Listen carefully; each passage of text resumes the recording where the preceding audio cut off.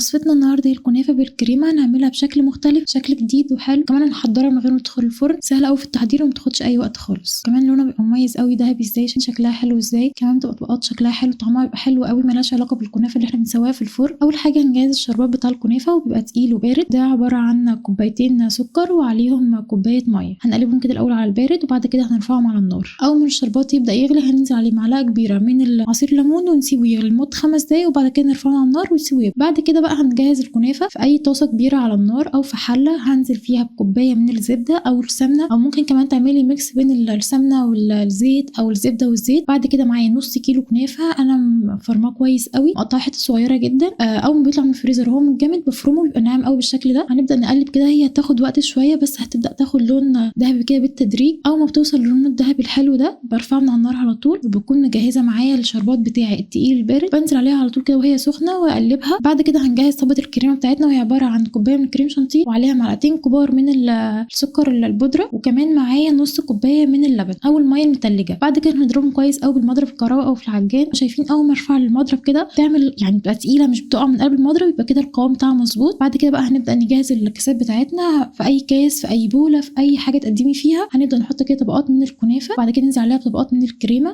نفضل نعمل طبقات لحد ما نخلص الكمية بتاعتنا كلها. وبعد كده هتقدميها تسيبيها تبرد وتقدميها، طعمها حلو قوي، شكلها شيك ومختلفة عن الطريقة التقليدية اللي احنا متعودين عليها. كمان طعمها حلو قوي شايفين ازاي الطبقات حلوة قوي. كمان ممكن تحطي اي فانيليا، ممكن تحطي اي حاجة تدي طعم للكريمة، بجد طعمها حلو، هي مش محتاجة اي حاجة اصلا. هستناكم تجربوها وتقولي رأيكم.